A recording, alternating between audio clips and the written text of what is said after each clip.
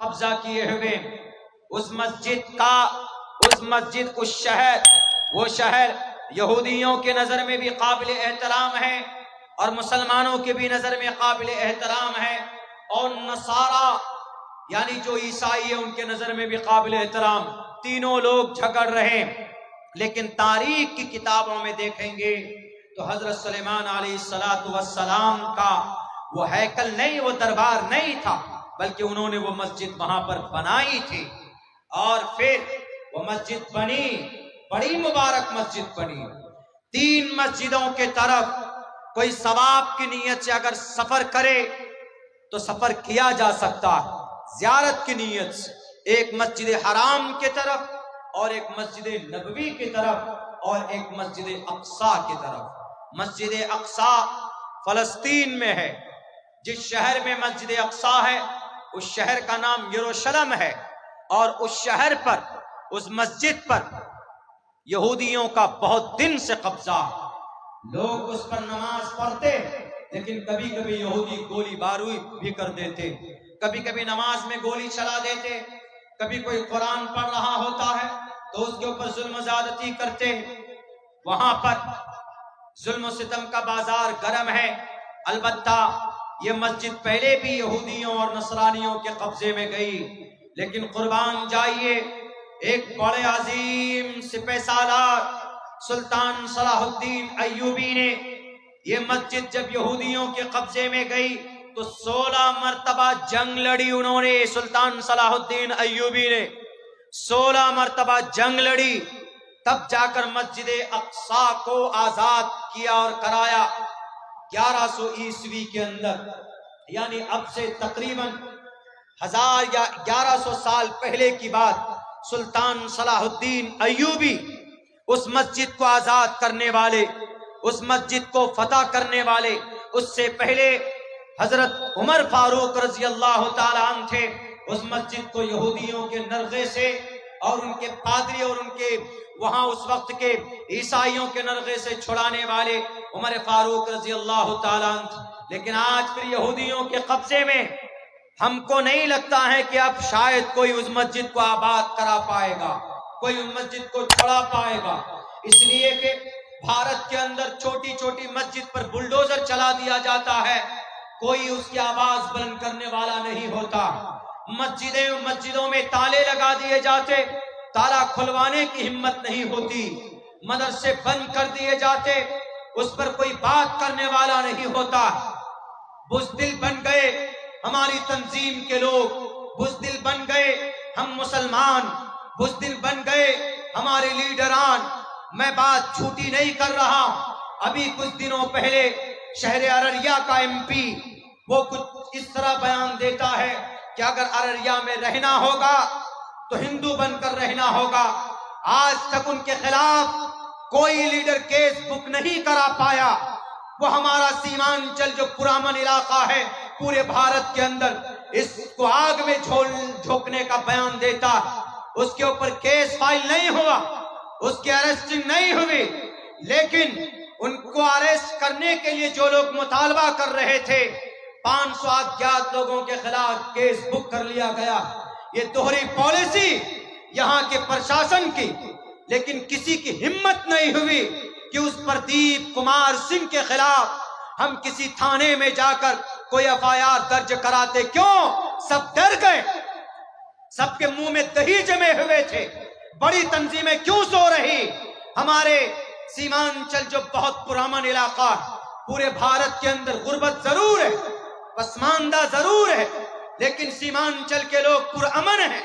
हमारे सीमांचल के लोग लड़ाई पर विश्वास नहीं रखते, हमारे सीमांचल के लोग दंगा पर विश्वास नहीं रखते। हमारा सीमांचल का नौजवान गरीब जरूर है, लेकिन हाथ में तलवार लेकर किसी निहत्थे को मारता नहीं है। एमपी साहब, आपकी जो नीयत है नापाक है, आपकी सोच है घटिया है। आप पढ़े लिखे अगर हैं तो आपको अपने सोच पर पछतावा होना चाहिए, इसलिए कि साफ लफ्जों में श्रीमद् भगवत गीता के अंदर कहा गया कि जो आदमी गुरु ज्ञानी होगा वो किसी को तकलीफ देने के लिए कोई बात नहीं कहेगा। बहरकैफ ये तो वो है उनको समझना है कि उन्होंने गलत कहा है कि सही कहा। यानी जो बोला है, जो गलती किया है, उसके ऊपर कोई अरेस्टिंग नहीं, बल्कि Y+ सिक्योरिटी दी गई है उनको। और जो बेचारा कह रहा है कि जो इस तरह का भाषण दे रहा है लड़ने और दंगा फसाद का, उसको अरेस्ट करो, तो उन मासूमों को पकड़कर उनके खिलाफ FIR हो रही। अररिया के DM साहब, SP साहब, आप तो कम से कम निष्पक्ष होकर जांच कीजिए और उसको कैफरे किरदार तक पहुंचाइए। वो मेंबर ऑफ पार्लियामेंट हैं, तो वो सिर्फ अररिया के हिंदू भाइयों का नहीं, अररिया के अंदर जो बड़ी तादाद में अमन परस्त मुसलमान रहते हैं, आप उनके भी MP है। आपने सैलाब से सीमांचल और अररिया वालों को बचाने के लिए कौन से तरक्की के काम किए आपने महानंदा बेसिन तो बनाया नहीं, आपने कोई इंजीनियरिंग कॉलेज लेकर आया, आप कोई ट्रेनिंग कॉलेज लेकर आए, या आपने कोई बड़ा काम किया एजुकेशन के मैदान में। यहां से लोग मजदूरी करने दिल्ली, पंजाब, हरियाणा जाते, आपने कोई फैक्ट्री की बात की नहीं की। आपकी जुबान से जब भी निकलती है तो आग निकलती, नफरत की बात निकलती। मैं अब्दुल्ला सालिम आपकी किताबों का मैं एनालिसिस करता हूं, आज तक मेरी जुबान से किसी हिंदू भाइयों के खिलाफ कोई गलत शब्द नहीं निकले, इसलिए कि हम जानते हैं कि भाई उनका एक अकीदा है। इसीलिए किसी अपनी जुबान से किसी हिंदू को तकलीफ देना ये जायज नहीं है, न इस्लाम में जायज है, न भारत के संविधान के अंदर इनकी इजाजत। इसीलिए मैं कहता हूं कि बुज़दिल बनने की जरूरत नहीं। जो लोग उग्र हैं, जो लोग माहौल को खराब करते, उनसे अमन की गुजारिश, और जो लोग बोलकर माहौल खराब करते, लगाओ गिरिराज सिंह के हाथ में हथकड़ी। हमारे सीमांचल पुरअमन इलाके को आग में झोंकने के लिए वो रथ यात्रा निकाला हुआ। खुदा के वास्ते पुरअमन इलाका था, है, रहने दो। यहाँ के मुसलमान चंदा करके अपनी मस्जिद बनाते, अपने मदरसे चलाते, तुमसे भीख नहीं मांगते, मेहनत पसीने की कमाई से अपनी बीवी बाल बच्चों की परवरिश करते, तुम्हारे दरबार पर नहीं जाते भीख मांगने के लिए, मेहनत करना जानते हैं यहाँ के लोग। इसलिए खुदा के वास्ते इस तरह की बातें बिल्कुल नहीं होनी चाहिए। बात यहां चल रही थी कि चूंकि जैसे मस्जिद अक्सा जालिमों के कब्जे में है, उसको आजाद करने के लिए बड़े मुजाहिद पैदा किए, अल्लाह ने पैदा हुए। हजरत उमर फारूक का नाम सुनकर सिर्फ मस्जिद अक्सा की चाबी देने के लिए जो पादरी लोग थे वो तैयार हो गए। जब हजरत अमर बिन आस रजी अल्लाह ताला जो जर्नेल थे, जब लड़ाई हो रही थी, फलस्तीन के ऊपर जंग हो रही थी यहूदियों से मस्जिद अक्सा को आजाद करने के लिए, जब कुछ इलाकों को फतह कर लिया, तो हजरत अमर बिन आस ने पादरी के सामने कहा कि ऐ पादरी, सरेंडर करो, चाबियां मेरे हवाले करो। कहा क्यों? कहा मैं इस मुल्क का फाते हूं, मैं मस्जिद अक्सा का फाते हूं, फतह करने वाला। तो पादरी हंसने लगा। वो जो जर्नेल था, रूमी सल्तनत का जर्नेल, रूमी, वो हंसने लगा। उन्होंने कहा कि तुम कभी नहीं कर सकते इसको फतह। कहा क्यों? कहा कि मेरी जो किताब है, जो मेरे पास तौरात है, उस तौरात में साफ लिखा हुआ है कि जो आदमी ये मस्जिद अक्सा को फतह करेगा, उसके नाम में 3 शब्द होंगे। उसका नाम उमर होगा। उमर, तुम्हारा नाम तो अमर बिन आस है, उसका नाम उमर होगा। उमर और अमर में फर्क है। उमर में 3 वर्ड है और अमर में 4 वर्ड है। इसलिए कि अमर रा के बाद वाव भी है, इसीलिए अमर बोलते हैं। लिखने में दिखने में एक लगेगा लेकिन वाव भी होता।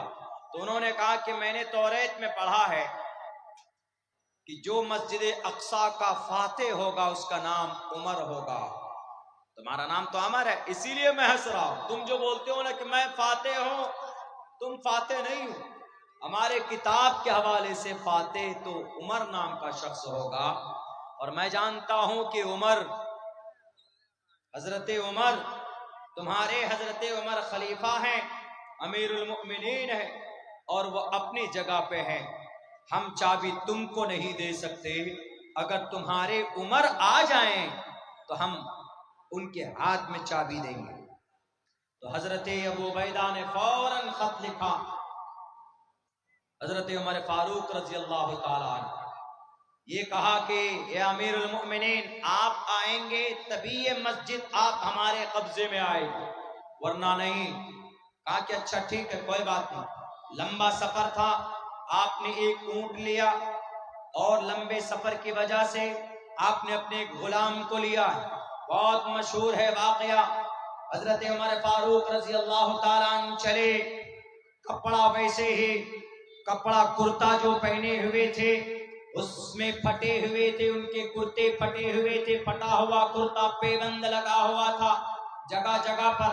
आज सिलकर कोई कुर्ता या कोई कपड़ा पहनना चाहता, कोई नहीं पहनना चाहता, कहेगा कि इज्जत का फालूदा निकल जाएगा। मैं अक्सर जगहों में लंबे सफर में जाता हूं अपनी गाड़ी से, तो मैं अक्सर लुंगी इस्तेमाल करता हूं। कई मर्तबा मुझे लोगों ने कहा कि मौलाना क्यों लुंगी पहन कर जाते हैं, आपसे लोग मोहब्बत करते हैं तो क्या इतनी बेइज्जती। मैं यही कहता हूं कि आदमी की पहचान कपड़ों से नहीं होती।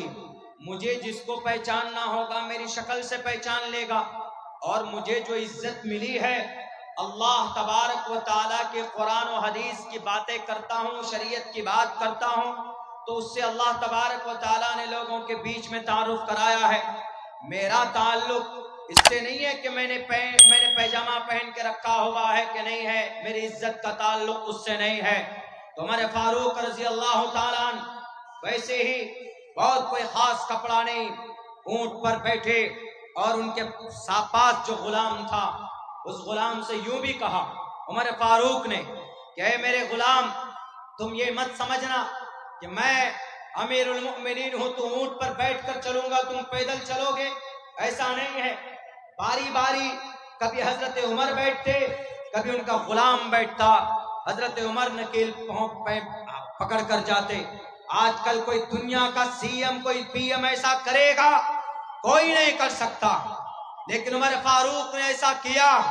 इसीलिए हमारे भारत के गांधी जी ने कहा कि उमर फारूक और अबू बकर सिद्दीक ऐसे हैं कि अगर इनका निजाम और सिस्टम आज इंप्लीमेंट किया जाए, आज उन्होंने अपने जमाने में कही थी, तो हमारा भारत खुशहाल हो जाएगा, हमारे भारत के अंदर तरक्की होगी। क्यों? क्योंकि वो इतने बड़े ओहदे पर होने के बावजूद भी वो कौम और समाज के लिए बहुत ज्यादा मेहनत करते थे, कौम और समाज के लिए हमेशा फिक्रमंद रहते थे। इतनी दौलत की गद्दी पर बैठने के बावजूद कभी भी 1 रुपए उन्होंने मिसयूज नहीं होने दिया, गलत खर्च नहीं किया। जैसे आजकल का नेता गद्दी पे बैठेगा तो कौम के लिए जो पैसा आएगा तो उस कौम के पैसों को भी लूटेगा, जो माइनॉरिटीज के लिए जो फंड आएगा वो भी लूटेगा। सीमांचल के अंदर अभी सैलाब आया, ज्यादा से ज्यादा एक ब्लॉक में 200-300 लोगों के 7,000 रुपए ये भीख दे रहे हैं। आप भीख, बिहार के सीएम साहब वापस कर लो। 7,000 रुपए का तो हमारे शेरशाहबादी बिरादरी के लोग मटन खा जाते हैं। 7,000 रुपए का एक महीने के अंदर नहीं चाहिए आपकी ये भीख, आपको देना ही था तो एक किसान को कम से कम 50,000 रुपए का मुआवजा देते, जिनके धान खत्म हो गए, जो यहाँ की बेसिक फसल जो सैलाब में तबाह हो गए, जलकर और गलकर खत्म हो गए। उमर फारूक रजी अल्लाह ताला अन्हु हकदारों तक पहुंचाया करते थे। और उन्होंने कहा, कितनी सादगी थी। जब वो पहुंचे, करीब पहुंचे हैं, तो हजरत अबू उबैदा आए और एक बढ़िया सा जोड़ा लेकर आए, शेरवानी जुब्बा कुब्बा लेकर के आए। तो उन्होंने कहा कि अमीरुल मोमिनीन, यहाँ लोग चूंकि मुअद्दब हैं, ईसाई हैं, यहूदी है कुछ कुछ, और वो लोग अच्छे कपड़े पहनते हैं, उनके बीच में जाएंगे आप इस हालत में तो थोड़ी इंसल्ट ही होगी, हमारा इंसल्ट होगा, इसलिए अच्छे कपड़े पहनिए। तो उस वक्त उमर फारूक ने क्या जवाब दिया? आजकल कोई नहीं देता। उन्होंने कहा कि अल्लाह ने हमें इस्लाम के जरिए इज्जत दी है, हमें कपड़ों से इज्जत नहीं मिली। फौरन आपने पहना उठाकर फेंक दिया, फिर वही कपड़े पहने। जब चले गए सामने जो वो लोग थे पादरी लोग, उन्होंने सोचा आगे पीछे बॉडीगार्ड, Y+Z+ सिक्योरिटी, जैसे आज के जमाने में, यानी आगे भी लोग पीछे भी लोग होंगे, बीच में अमीरुल मोमिनीन होंगे, पूरा लाव लश्कर लेकर आएंगे। वो यही समझ रहे थे। नाम पढ़ा था, कैफियत क्या होगी हालत नहीं पढ़ी थी अपनी किताब में उन्होंने। तो उन्होंने देखा कि अरे बहुत सीधे सादे कपड़े पहने हुए चले आ रहे अपने दोस्तों के बीच में। देखकर मुतासिर हुए, ये वही उमर है जिनकी हुकूमत 22 लाख मुरब्बा मील के इलाके में, ये वही उमर है जिन्होंने ईरान और फारस को, कैसर और किसरा के तख्ते को पलट कर रख दिया। ये वही उमर है जिनको देखकर शैतान अपना रास्ता बदल लेता। ये वही उमर है जिनके मंशा के मुताबिक अल्लाह ने आसमान से जमीन पर कुरान करीम की आयतें उतारी। ये वही उमर है। देखकर इतना मुतासिर हुआ, जब करीब आए तो उन्होंने कहा कि या अमीर अल मोमिनीन, आप ही हैं, लीजिए ये चाबी बैतुल मक़दिस की, ये चाबी आपके कब्जे में है, लीजिए हमने किले की चाबी आपको दे दी है, अब आप लीजिए, आज से बैतुल मक़दिस आपका। बिना एक कतरा खून बहाए उमर फारूक ने मस्जिद अक्सा को फतह किया।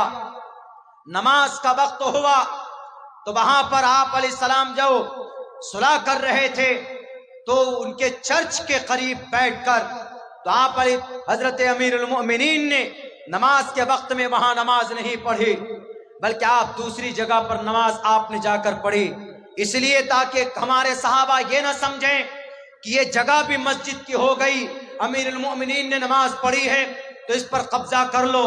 आज जितने भी लोग बोलते हैं ना कि मस्जिद जबरन कब्जा करके बनाई गई है, जैसे यहूदी लोग बोलता है मस्जिद अक्सा के बारे में, तुम सबूत पेश कर दो, मस्जिद अक्सा तुम्हारे हवाले कर देंगे। वहां के फलस्तीन के जो वहां की जो वक्फ इस्लाम है, वक्फ इस्लाम का वहां पर भी बोर्ड है, वो आपके हवाले कर देंगे, लेकिन दलील नहीं पेश कर सकते, इसलिए कैसा हुआ ही नहीं। जैसे भारत के अंदर किसी भी मस्जिद को किसी भी मंदिर को तोड़कर मस्जिद नहीं बनाई गई है, बल्कि मस्जिद के प्लेटफॉर्म से हमारे हिंदू भाइयों को डोनेशन दिया गया, उनकी मदद की गई, उनके फलाही काम के अंदर में बादशाहों ने पैसे खर्च किए। कोई मस्जिद भारत के अंदर मंदिर तोड़कर नहीं बनाया गया। बाबरी मस्जिद, गलत बात, बाबरी मस्जिद जिस वक्त बनाई जा रही 1528 के अंदर, 1528 में भी रामचंद्र जी के नाम पर किताब लिखने वाला रामचरितमानस तुलसीदास वहीं पर बैठकर तुलसीदास रामचरितमानस लिख रहा है। अगर बाबरी मस्जिद मंदिर तोड़कर बनाया जा रहा था, वो मस्जिद बन रही थी, तो रामचरितमानस का लिखने वाला राम जी का सबसे बड़ा भक्त, उन्होंने तो किताब लिखी है, क्यों नहीं उन्होंने कहा कि बाबर रोक लो अपने इस सिपह सालार को जो ये मंदिर को तोड़कर मस्जिद बना रहा। एक वर्ड भी नहीं बोला। क्यों? क्योंकि ऐसा हुआ ही नहीं था, यानी किसी मंदिर को तोड़कर मस्जिद बनाई ही नहीं गई थी। सुप्रीम कोर्ट में भी एक्सेप्ट किया था जब जजमेंट देना था कि बाबरी मस्जिद किसी मंदिर को तोड़कर नहीं बनाई गई। अल्लाह से में कभी उम्मीद है कि अल्लाह जरूर इंसाफ करेगा एक न एक दिन। भारत के अंदर किसी दुनिया के किसी भी हिस्से में जबरन किसी जमीन पर कब्जा करके उस पर मस्जिद नहीं बनाई जा सकती। ये बात याद कर लीजिए कान खोल कर, इस्लाम में परमिशन नहीं। अल्लाह के नबी अलैहिस्सलाम जब गए मदीनतुल मुनव्वरा, हिजरत करके पहुंचे, तो सबसे पहला काम मस्जिद तामीर होनी चाहिए। एक जगह तो ये भी सीरत इब्न हिशाम में ये भी लिखा है कि जब मशवरा किया, जब मस्जिद के लिए जमीन ढूंढी गई, तो जो जमीन थी अभी जहां मस्जिद नबवी है, वो जमीन 2 यतीम बच्चे के थे, सहल और सुहेल नाम का। तो उसके जो सरपरस्त थे तो वो बहुत खुश हुए कि हमारे बच्चों के जमीन को अल्लाह के नबी ने कबूल किया, यानी इस जगह मस्जिद बनेगी, हमारे लिए बड़ी खुशी की बात है कि बड़ा मुबारक काम होगा। बहुत खुश हुए। लेकिन अल्लाह के नबी ने कहा कि कैसे खुश हो, फ्री में नहीं देने वाला। आजकल तो अगर अल्लाह के लिए कोई वक्फ कर दे जमीन तो ठीक है, लेकिन चूंकि मोहम्मद रसूलुल्लाह को यह पैगाम देना था कि जबरन बिल्कुल नहीं, ताकि कल चलकर कोई ये बात उठाता कि मस्जिद नबवी बनाई गई, जबरदस्ती जमीन पर एक भी पैसा नहीं दिया गया। अल्लाह के नबी अलैहिस्सलातु वस्सलाम ने 10 दीनार दिए और दीनार अदा करने वाले उन दोनों बच्चों को हजरत अबू बकर सिद्दीक रज़ी अल्लाह ताला अन्हु थे। उनके जरिए से 10 दीनार पैसे दिए गए जमीन के ऊपर। फिर आप अलैहिस्सलातु वस्सलाम ने खुद से तामीरी काम शुरू किया। मोहम्मद अलैहिस्सलाम खुद से मट्टी उठाते, गारा और पत्थर, गारा मतलब कीचड़। इधर तो हमारे तरफ घर नहीं बनता, लेकिन उत्तर प्रदेश चले जाएंगे तो वहां पर घर बनता है, गारे का, मट्टी और पत्थर का, ईंट का, ये सब का घर बनाते हैं वहां पे। तो आप अलैहिस्सलातु वस्सलाम ने वो जो वही रकबा मैंने कहा था कि 35 फीट चौड़ा और 30 फीट लंबा, वो जो मस्जिद नबवी बनाई गई, वो जमीन आप अलैहिस्सलातु वस्सलाम ने खरीद करके लिया, फ्री में नहीं लिया। इससे साफ पता चलता है कि हड़प की हुई मस्जिद के जमीन पर मस्जिद नहीं बन सकती। ज्ञान रखेंगे तब ना, ज्ञान तो रखते नहीं, अनाप शनाप बात बोल देते। ये हमारे नबी के बारे में, आप अलैहिस्सलातु वस्सलाम के बारे में अभी क्या बात चल रही है। ये महाराष्ट्र के एक रामगिरी महाराज, उन्होंने कहा कि मोहम्मद अलैहिस्सलाम तो अलायाज़ु बिल्लाह, जब तुम्हारे मोहम्मद अलैहिस्सलाम ऐसे हैं तो तुम मुसलमान कैसे हो गए। उन्होंने जिक्र किया, अभी बर्निंग इशू बना हुआ है महाराष्ट्र के अंदर। रामगिरी महाराज ने कहा कि जब तुम्हारे नबी एक छोटी सी बच्ची से, 6 साल की बच्ची से 50 साल की उम्र है मोहम्मद अलैहिस्सलाम की, जनाब मोहम्मद रसूलुल्लाह की 50 साल की उम्र का शख्स 6 साल की बच्ची छोटी, उससे विवाह कर रहा है, निकाह कर रहा है। जब तुम्हारे लीडर ऐसे जालिम, तो तुम मुसलमान कैसे हो गए। ये उन्होंने भाषण दिया। अभी 1-2 महीना पहले की बात है। जिनके अरेस्टिंग के लिए इम्तियाज जलील साहब, जो मजलिस इत्तेहादुल मुस्लिमीन के MP थे, तो वो 17,000 गाड़ी लेकर गए प्रोटेस्ट में कि उनको पकड़ो। फिर पता है क्या हुआ, इसी पर नहीं बस हुआ, अगर मैं मंच से कुछ बोल दूं, कोई टोपी दाढ़ी वाला 1-2 बात इधर उधर की बोल दे तो फौरन जेल। हुआ है, हमारे उलमा गए हैं, हमारे डॉक्टर्स गए, हमारे प्रोफेसर लोग गए। वो रामगिरी महाराज ने इतना बड़ा भाषण दिया तो सीएम क्या कहता है, सीएम महाराष्ट्र का, वहां का सीएम ये कहता है, जो लोग सोशल मीडिया में देखे होंगे उनको तो पता है, जो लोग सोशल मीडिया आप लोग नहीं है तो आप लोगों को बता रहा हूं। उन्होंने ये कहा, सीएम ने ये कहा कि हमारे धर्म गुरु को कोई हाथ नहीं लगा सकता है।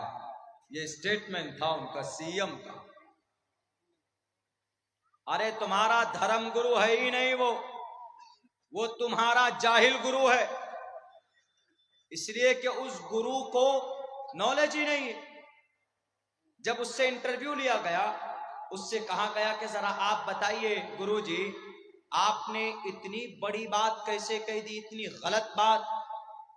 तो पता गुरुजी ने क्या कहा, गुरुजी ने कहा कि नहीं, मैंने गलत बात नहीं कही, मैंने वो बात कही जो मुसलमानों की किताब में है, उनकी हदीस की किताब में है, उनकी सीरत की किताब में है, उनकी हिस्ट्री की किताब में है। ये बात बिल्कुल सही है, बात तो सही कही, लेकिन उसको गलत माने में लेकर बोला,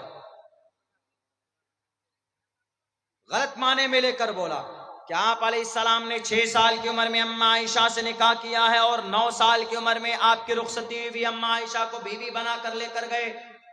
यह है मोतबर रिवायात में यही है। लेकिन आप अलैहिस्सलाम की उम्र 50 साल है, बीवी 9 साल की। हाउ इज इट पॉसिबल, कैसे मुमकिन हो गया? तो उनको एतराज इसी बात पे है। तो हमने उनको कहा, जवाब दिया सोशल मीडिया के प्लेटफॉर्म से, हमने कहा कि वो गुरुजी धार्मिक गुरुजी नहीं है, वो नफरती गुरु है।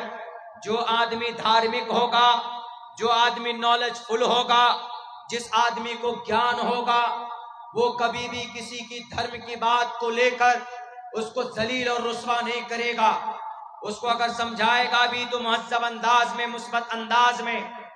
लेकिन यही बात उनकी किताब में अगर हो तो हमने कहा कि हमारे नबी के ऊपर थूकने से पहले गुरुजी अपनी किताब में देख लीजिए, आपकी किताब में भी है, त्रिशदशो दशवर्षा भार्गो विंदेन नग्निकाम एकविंशति वर्षा वा सप्रा वर्षा वापनुयात।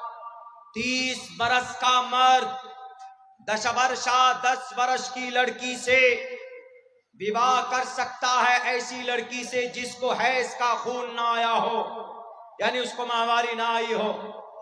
और भी नीचे आइए, नीचे वाले लाइन में लिखा है एकविंशति, एकविंशति 21 को बोलते, एकादशा 11 को बोलते, द्वेदशा 12 को, त्रयोदशा 13 को, चतुर्दशा 14 को, पंचादशा 15 को, षोडशा 16 को, सप्तादशा 17 को, अष्टोदशा 18 को, नवदशा 19 को और विंशति 20 को। इसी विंशति 20 के साथ एक लगाइए, संस्कृत में एक को एका, एक को एकम बोलते, एकादशा, एक विंशति, एक त्रियोशति, एक चतुर्शति, एक पंचाशति, 51, ऐसे जाएगा। ये संस्कृत के गिनती है, ऐसी गिनते संस्कृत में। एकविंशति वर्षा 21 बरस का मर्द लड़का, वासप्रा 7 साल की बच्ची से विवाह कर सकता है। कहां लिखा है? महाभारत का यह मंत्र है, महाभारत में लिखा। आपको अगर नबी की जात पर एतराज है कि 6 साल की उम्र की बच्ची से विवाह कैसे किया, 9 साल की उम्र की रुखसती में बीवी बनाए, तो महाभारत के इस मंत्र में भी होना चाहिए। यहां पर भी तो वही बात है ना कि त्रिशदशो 30 बरस का मर्द, 10 वर्षा 10 साल की बच्ची भी तो नाबालिग होती है ना। भारत के अंदर में बच्ची कब बालिग होती? लड़की इस्लाम की नजर में 12 साल की उम्र में, भारत के कानून में 18 साल की उम्र में। लड़का कब बालिग होता है? 14 साल की उम्र के बाद इस्लाम की नजर में, शरीयत में। लेकिन भारत के संविधान में 21 साल के बाद। लेकिन आजकल का लड़का तो 10 साल में बालिग हो जाता है, मोबाइल लेके, मोबाइल देख करके वो टाइम से पहले बालिग हो जाते, उल्टी सीधी हरकतें करते। फिर शादी उसके माँ बाप करा के नहीं देते तो चुपचाप अपनी में है।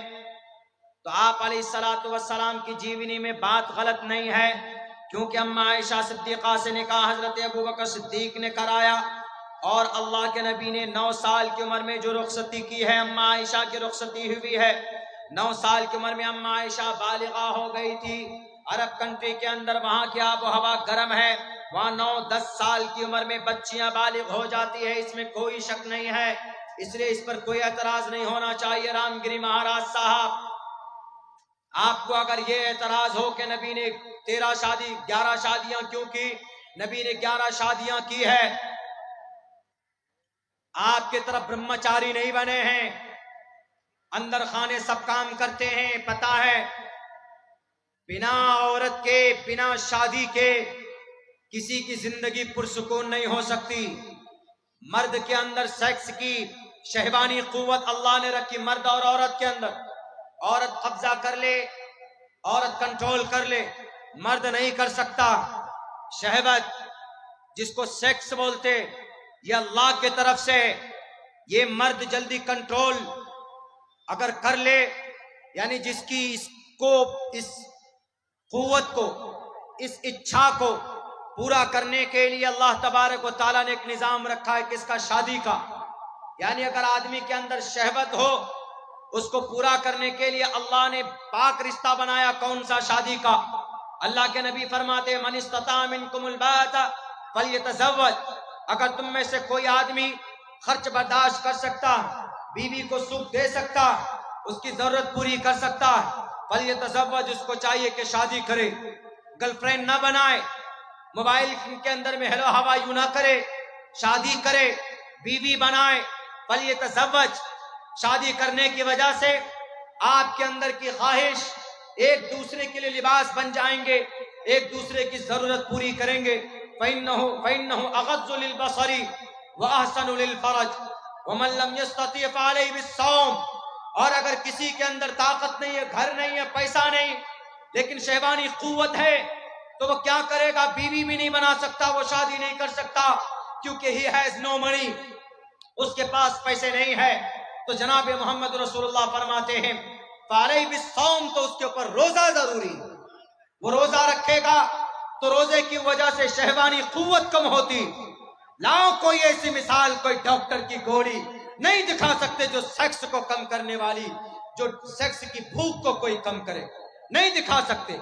हमारे नबी के दामन में आना होगा। रामगिरी महाराज साहब, इतनी बड़ी बात हमारे नबी कह रहे हैं, आप तो लोगों को बरगलाते। हमारे नबी के पैगाम से समाज के अंदर में तरक्की होती है। ये पैगाम सिर्फ हदीस में नहीं है, ये पैगाम आपके मनुस्मृति में भी है। यथा वायुम समाश्रिते सर्व जीवंते जंतवा तथाग्रस्तमाश्रिते तारा वर्तते तारा शरामा। ए नौजवानों, जिस तरह जिंदगी के लिए हवा जरूरी है, वैसे ही लाइफ के लिए शादी जरूरी। Having a happy life in the form of wife, बीवी के जरिए से ही खुशहाल जिंदगी हो सकती है और समाज का निर्माण हो सकता है। तो हमने ये कहा कि गलत फहमी की बुनियाद पर मुजरिम बना दिया गया इस कौम को, हमारी मस्जिद को, हमारी नबी की सीरत और सुन्नत को। जुल्म के तमाम तर आरोप लगा दिए गए। वक्त चूके अभी कुछ दिनों पहले जो मुझे चोट लगी है, उसकी वजह से ज़्यादा देर तक नहीं बैठ सकते, गर्दन में दर्द होती है। मैं गुजारिश करूँगा कि अगले जो वक्ता हैं आप उनको बुलाइए, उनके आने तक जब तक मैं बोलता हूँ थोड़ी देर और, उनके आने तक मैं बात करता हूँ, क्योंकि मेरी गर्दन के अंदर में थोड़ी प्रॉब्लम है। तो मेरे भाइयों, आज हमारी ही यकीनन आमाल बद का नतीजा है कि आज फ़लस्तीन के अंदर, गज़ा के अंदर, अभी तो लबनान के अंदर, अभी कुछ दिनों से ईरान के अंदर हमले हो रहे हैं। हमारा रिश्ता मस्जिद से मजबूत नहीं हो रहा, हमारा रिश्ता अल्लाह से करीब नहीं हो रहा। आखिर क्या वजह है कि हम कलमा पढ़ते हैं, हम नमाज भी पढ़ते हैं, लेकिन हमारी नमाजों के अंदर इतनी कुव्वत नहीं होती कि जिससे हम अपनी ज़रूरत अल्लाह के सामने पेश करें तो अल्लाह तबारक व तआला हमारी उस परेशानी का समाधान करे। आज हम नमाज पढ़ते, मस्जिद में जाते, लेकिन नमाज जिस सिफत के साथ होनी चाहिए, क्या उस सिफत के साथ नमाज होती? अल्लाह का कुरान तो साफ लफ्जों में कहता है इन्नस्सलात तन्हा अनिल फ़हशाइ वल मुनकर, बेशक नमाज बेहयाई बुरी बातों से रोकती है। लेकिन जब हम मस्जिद में देखते हैं कि मस्जिद में जो नमाजी हैं, नमाज पढ़कर आते हैं तो गाली वही बोलते, वही दूसरे की चुगलखोरी करते, वही दूसरे की गीबत करते, बेईमानी वही करते। आखिर क्या वजह है कि नमाज हमको सही हालत पर नहीं ला रही? तो इससे साफ पता चलता है कि अल्लाह का कुरान सही है, हमारी नमाज में कमी। जितने भी नौजवान यहाँ बैठे, नौजवानों, एक पैगाम देना चाहता हूँ अपने वक्त को ऐसे जाय मत होने दो। अल्लाह ने बहुत पुरअमन इलाके में आपको बसाया है और कोई दिक्कत कोई परेशानी नहीं है। पूछिए गजा पट्टी के मासूम नौजवानों से, एक घर के अंदर 5-5, 6-6 जवान हट्टे कट्टे बेटे थे, लेकिन RDX और बम के बारूद बनकर रह गए वो बच्चे। आज जो इस्राइल को नाक के बल किसी ने झुकाया है, तो नौजवानों की ताकत ने झुकाया है फलस्तीन के अंदर, सरजमीन गजा पट्टी के अंदर। वो नौजवान हैं जो हमेशा ये कहते हैं हस्बुनल्लाह, हमें अल्लाह काफी है। वो भी तो जवान हैं और हम भी जवान हैं। हमारी और उनकी जवानी में क्या फर्क है? वो हमेशा नमाज के पाबंद रहते। सिर्फ 5000 नौजवान हैं। इस्राइल से लड़ने वाले कितने? सिर्फ 5000। उस तंजीम का नाम अल हमास। उन 5000 नौजवानों में 3500 हाफिज कुरान है। 3500। बताइए, अगर आपको सहाबा की झलक देखना हो, वैसा ईमान देखना हो, तो चले जाइए गजा पट्टी के उन मुसलमानों जो बचे हुए उनको देखिए। पूरा शहर बर्बाद कर दिया गया, पूरा शहर। गजा पट्टी कोई बहुत बड़ा शहर नहीं है। गजा पट्टी 40 किलोमीटर लंबा है, 12 किलोमीटर चौड़ा, एक जगह सिर्फ 6 किलोमीटर चौड़ा है। उसी के अंदर 40 लाख लोग रहते हैं। उस गजा पट्टी का एक इलाका समंदर से घिरा हुआ, 3 हिस्सा उसका 2 हिस्सा इस्राइल से घिरा हुआ है, एक हिस्सा मिस्र से घिरा हुआ। वो बेचारे समंदर में जाएं तो डूबते, इस्राइल में जा नहीं सकते। पता है क्यों? बड़ी बड़ी दीवार खड़ी कर दी है बॉर्डर पर इस्राइल ने, कि ये इस्राइली इधर ना, ये गजा पट्टी के फलस्तीनी इधर ना। इतना बड़ा जुल्म हो रहा। इसीलिए वहां के नौजवानों ने और वहां के मुसलमानों ने ये तय किया, ये उन्होंने अहद कर लिया, अज़म कर लिया, अब जो हो देखा जाए। दुनिया की सबसे ज्यादा डिफेंस सिस्टम इस्राइल में है।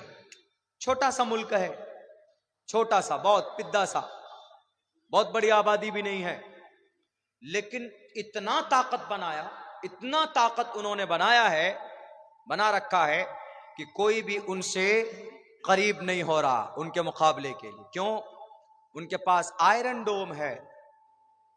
आयरन डोम, कोई भी मुल्क उसके ऊपर हमला करे तो वो अपने आप को बचा सकते। आयरन डोम 5-6 करोड़ रुपए उसके एक मिसाइल को बनाने में लगता है, और वो आयरन डोम अगर देख रहा है कि कोई मिसाइल आ रहा है तो फौरन वो ट्रैक करता है, डिटेक्ट करने के बाद हवा में मारता है। ऐसी डिफेंस सिस्टम सिर्फ इस्राइल के पास है, दुनिया के किसी कंट्री के पास नहीं।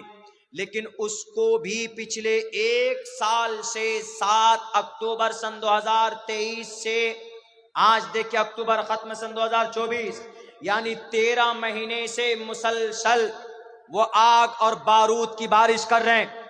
देखिए जरा आप लोग बैठिए, मुझे बात पूरी करने दीजिए, नहीं तो फिर आइंदा के लिए मैं ये बंद कर दूंगा। आप थोड़ा बैठ जाइए, उसके बाद लेके जाइए।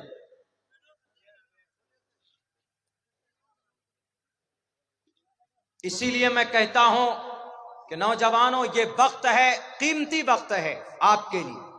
अल्लाह के रास्ते के लिए अपना कीमती वक्त लगाइए। कुछ नहीं कर सकते तो नमाज पाबंदी से पढ़िए। कुरान नहीं पढ़ना जानते हैं तो कुरान सीखने जाइए। 38,000 हाफिज कुरान बने पिछले 1 साल में। कहां? गजा पट्टी में 38,000 हाफिज कुरान, यानी बम बारूद की बरसात में। आ गए? कोई आ गए? हाँ, बस अपनी बात 2 मिनट में करते। 38,000 हाफिज कुरान। यहां हम मदरसे में बैठकर नहीं बना पाते, हमारे बच्चे नहीं बन पाते, वहां कैंपों में 38,000 बच्चे हाफिज कुरान बने। इसीलिए नौजवानों, अगर आप सुधर जाओ तो समाज सुधर जाए, मुआशरा सुधर जाए। बहुत बहुत शुक्रिया, जज़ाकल्लाह। अस्सलामु अलैकुम व रहमतुल्लाहि व बरकातहू।